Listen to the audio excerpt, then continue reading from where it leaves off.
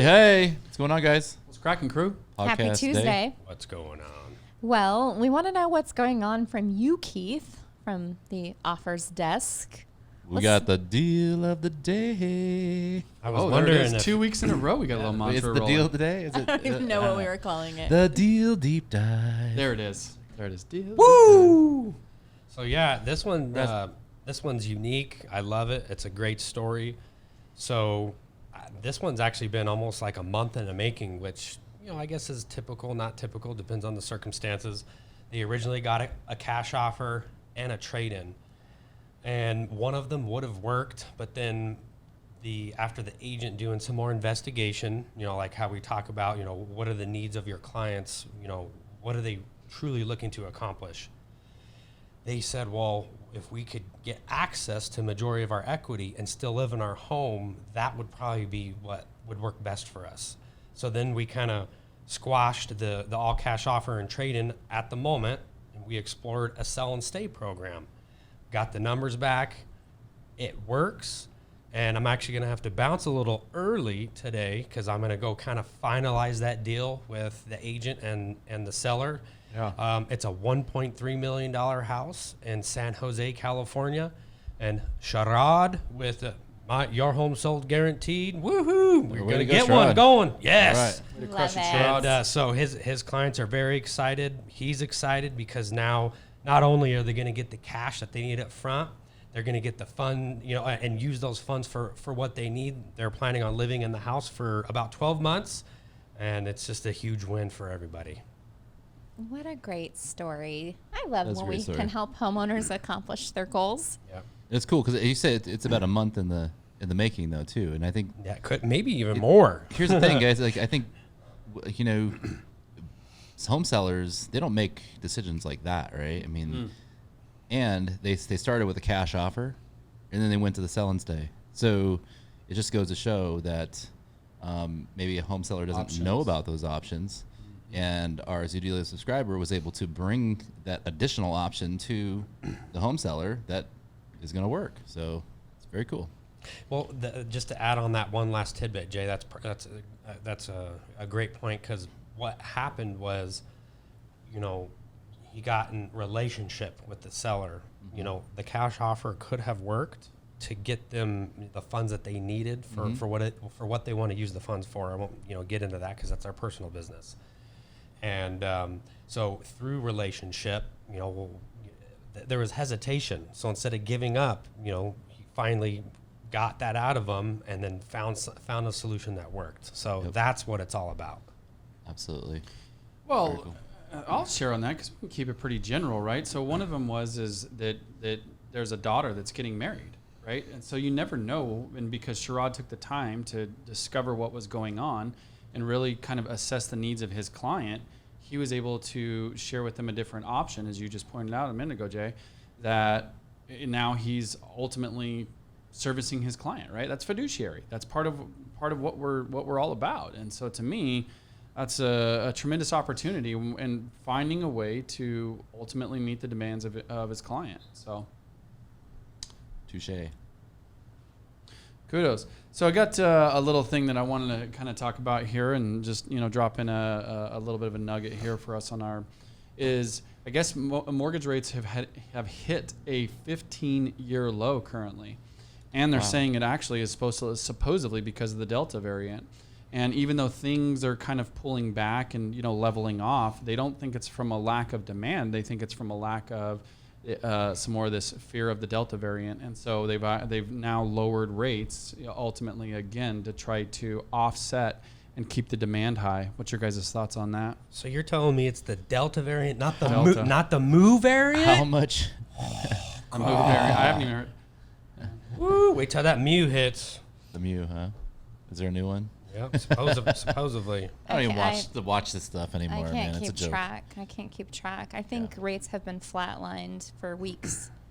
And so for them to now say it's because of the Delta variant, I don't know. I have no idea. People much smarter than me are writing those articles, Elliot. So Yep. Well, I'm going to defer opining on this one. 30-year fixed rates, 2.78% with an average of a 0.7, down from 2.88. Wow.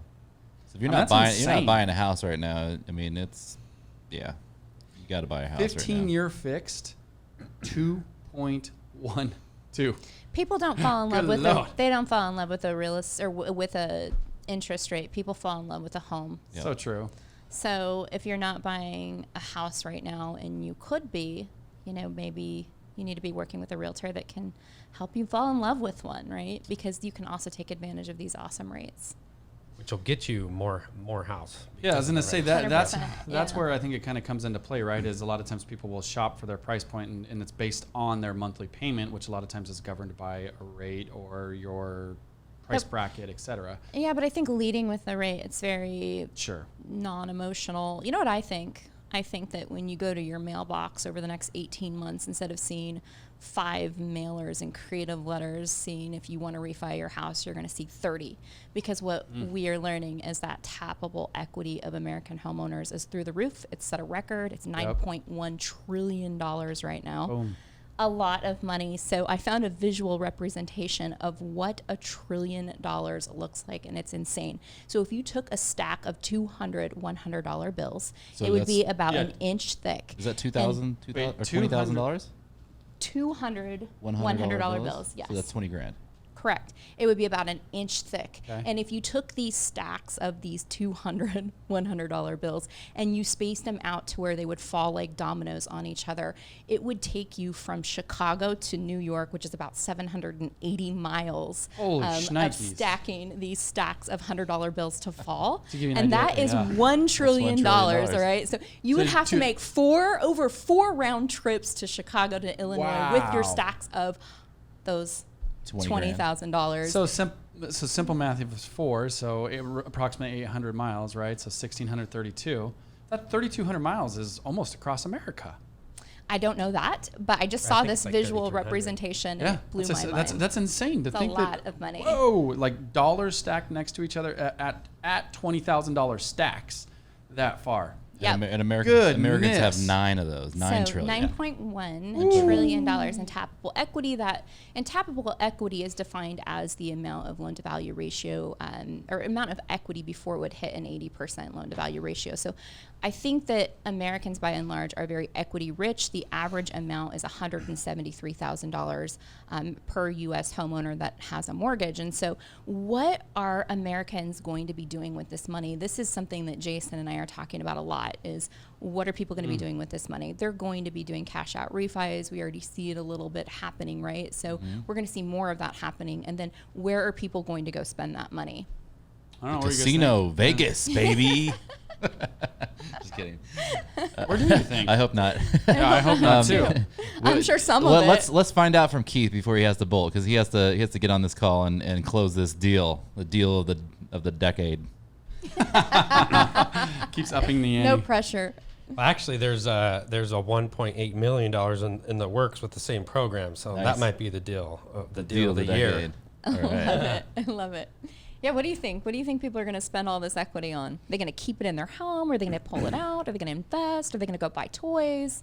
You know, just from Americans. just from personal experience in the industry, I think it's going to be we'll see everything.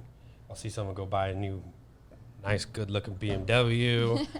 We'll see people remodel their houses. The casino sounds very appealing to a lot of people.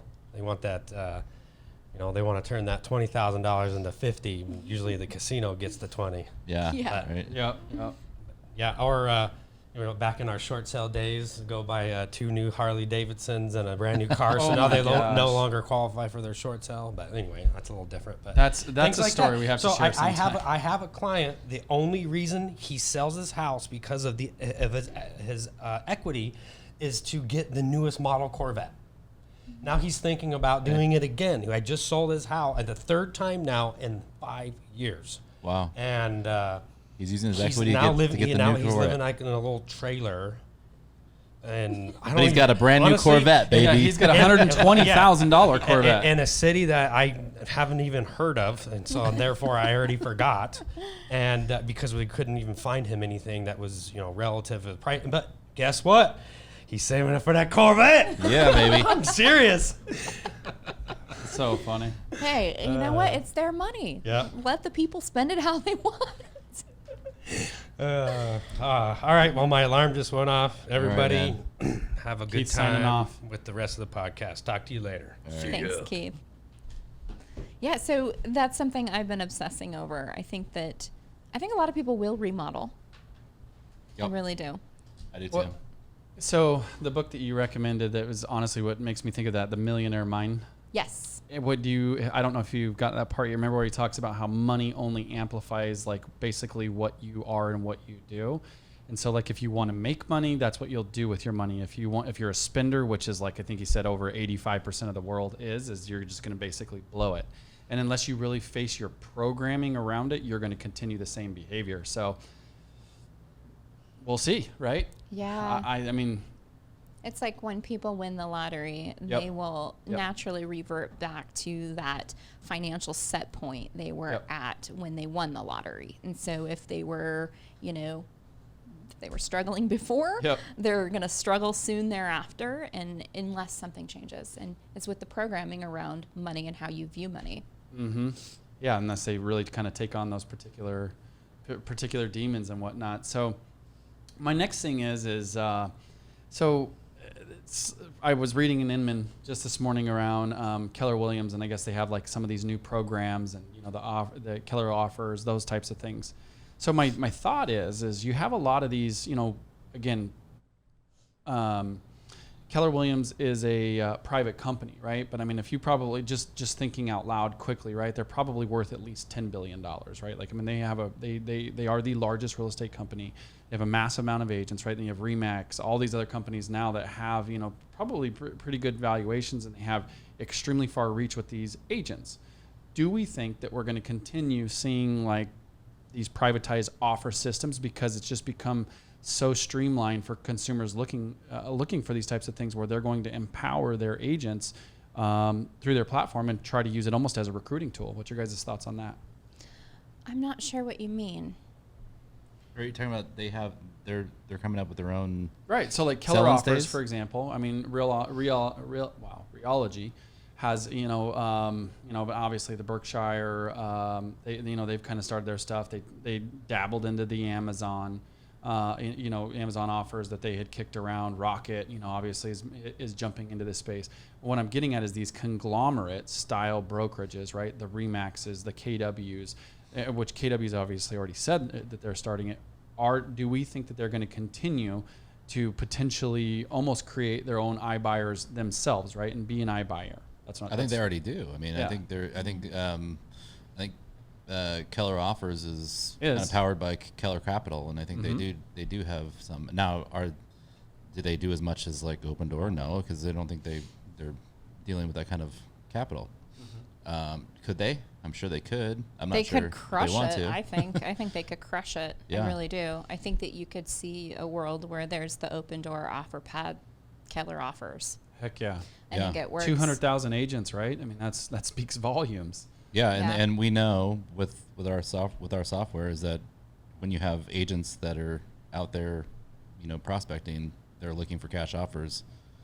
They have clients that want them, so they're sure they would get a lot of submissions. They would get a lot of at bats. So I was talking about something sort of similar with an investor just the other day, and he was asking me about Keller Williams and about express offers and about the mechanism for which agents can go out there and lead generate for these opportunities. And the interesting thing is for instance, like express offers, which is the EXP program for offers. It's got a couple caveats that I've heard from our users that are members also of or our realtors with EXP, and one of that is that if you want to request a cash offer and you send your seller to their site, the seller actually has to write the agent's name on the lead form.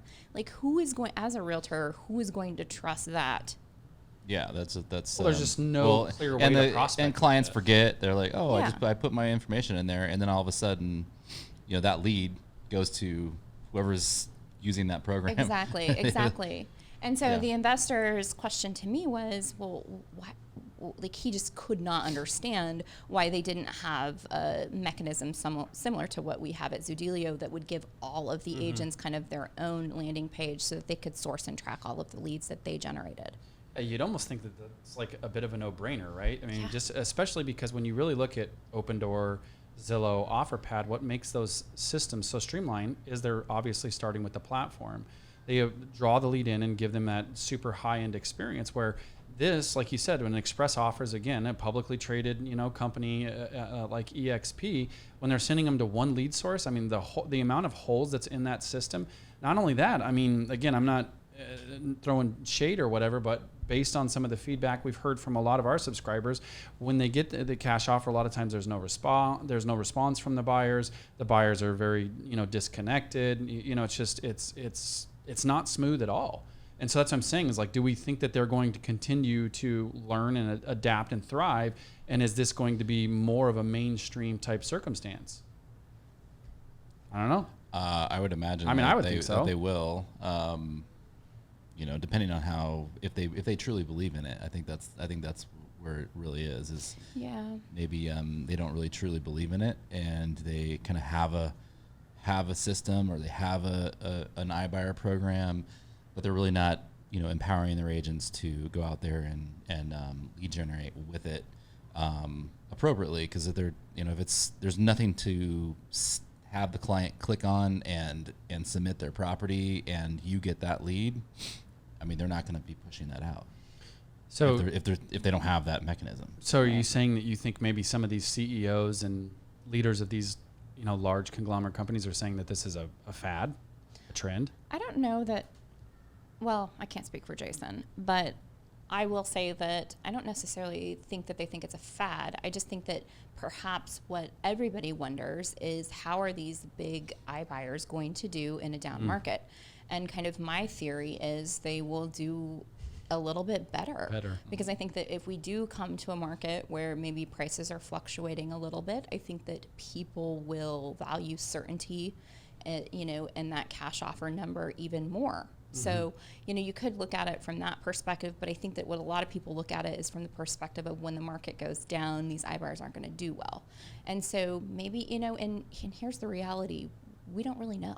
We don't. Nobody has a crystal ball. I do think that what these iBuyers are doing, though, is they're recruiting agents, and guess what they're doing? They're not just buying houses; they're listing houses now. They're going into listing appointments. They're teaching their agents to go in to a listing appointment when they go and present a cash offer, or if they have the option, like if the cash offer doesn't work, we can list it on the market. We can do repairs to your house. We can do all these different options. Like the so flex stuff. I think they're learning that, hey, there's power in what they're doing to obtain listings too, and they're taking advantage of it. And I think what the big conglomerates are thinking is there's power in taking on or getting cash offers for my agents. So we can keep those listings. Yeah, you know what I'm saying. But now they're thinking, they have to be thinking like, hey, we better get a really good cash offer system here, or these big iBuyers are going to take over. Well, it kind of goes back to Kayla, what you were saying earlier, right? Is people buy based on emotion, right? And the houses is ultimately what people want. They don't want a mortgage, they don't want a low interest rate, they want a home. And when you control the inventory, you control the leads. And so that's why we see the biggest, gorilla in the room, Zillow, right? The lead king, pivot this particular model, to these strategies. Obviously things that we talk about on a week in and week out basis. Yet I'm curious to know, are they going to continue with this strategy? Because it is, for an agent, it's all about marketing and prospecting, right? Marketing-based prospecting enhanced. And that's why, again, I'm so surprised with an EXP that they're have a shortage there where they can't source the lead directly to the agent. So what do you guys say to agents that are out there that are looking for these types of strategies? I mean, what would you recommend? Obviously, come to Zoodealio and be a subscriber. We plug what we do all day, and so I don't think we need to go into that more. But differently than Zoodealio. I think that here's a couple key things. So the iBuyer space is still relatively new. It's been around. I mean, it's been around for years, but what Open Door did in pioneering the digital experience, it's not been around for that long. And something interesting, I watched a podcast with Tom Ferry and Mike Del Prete, and it was really good. And Mike Del Prete is one of the experts in the iBuying space. He does a lot of the research and the compilation of a lot of different data from across the country. And so he's a renowned expert, speaks at Inman all the time. And so, you know, what he says, people listen to. And he had a couple really good points that I think are worth sharing. And one is, home sales is consumer psychology. And something that we talk a lot about, I talk a lot about, I'm not gonna say we, I do. I talk a lot about psychology in the home sale, psychology with marketing, et cetera. And Mike Del Prete makes a point that very few of us are really doing that and studying that very well. And that we really do need to be armchair psychologists. We really do need to learn more about how humans think and how they interact and how they behave. And one of the key one key thing in psychology is loss aversion, and how people will do more to avoid pain than pursue pleasure. And so when you look at the iBuyer model, we are changing consumer perception from, we're trying to go against what they naturally as humans do, because selling your home is a big deal. Usually it's the largest investment. You don't do it very frequently.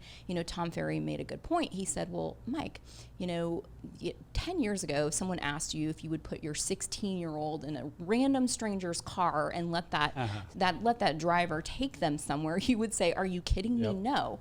But today, parents are Ubering for their teenagers all the time, and they're doing exactly that. The difference is the frequency at which we do it in. And so with selling a home, it's very infrequent.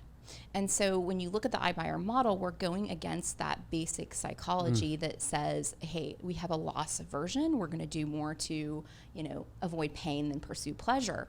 And so it's kind of going a little bit against the grain. So as a realtor, you need to know that, and you need to understand that when you're out there and you're working with sellers, hey, I can get you a cash offer. You can have all of the benefits of that quick, easy, convenient home sale, and I can get that for you. I can also give you a really good CMA on your home. I can share with you the marketing plan I have in place to minimize all of those inconveniences that you hate. And, by and large, doing that, selling on the open market, is going to be the best solution for most people. And so just keep that in mind. I think that we talk a lot about how much market share iBuyers are getting and like how crazy it is and all of this and that. But keep in mind, though, that ultimately the traditional home sale is how most people will sell. And use this to hook people into your environment, to give them additional offers and options, to elevate those real estate conversations. But ultimately remember that you are the expert that is going to be their guide. How many people make it up Mount Everest without a Sherpa? Not many. You are their Sherpa. You are getting them from point A to point B. And so really stand in your power in that, and it will serve you. Good. I like that. All right, mic drop. The Sherpa. We're done. I know. I think that's a really solid nugget. And I mean that's, you guys have ample amount of experience, right? Not only in adapting through mini markets, right? I mean, as the downturn when you very first got in, and going back to normalcy, and just continually having success and watching these types of things. So those of you that are tuning in, take notes, copious notes on that piece there. Just take action. Yeah, that's the thing. Like, you're tuning in, you're listening to this, and you're obviously listening to a lot of other really great real estate stuff out there, but ultimately take action.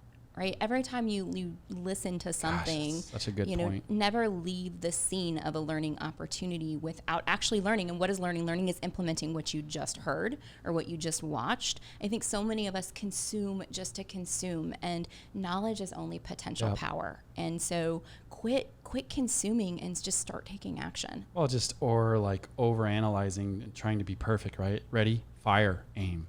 Right. I think that's, again, I've heard that one, and I know he mentioned it in this book. Yeah. I've heard that one at least a handful of times. And honestly, I that's one of the things that I'm super big on is ready, fire, aim. So take action, get to it, and you will figure it out as you go. There is no perfect step one. That's right. You will fail forward. That's the point. So. All right, guys. Well, I think that's pretty much it for the podcast. Don't forget to like, subscribe,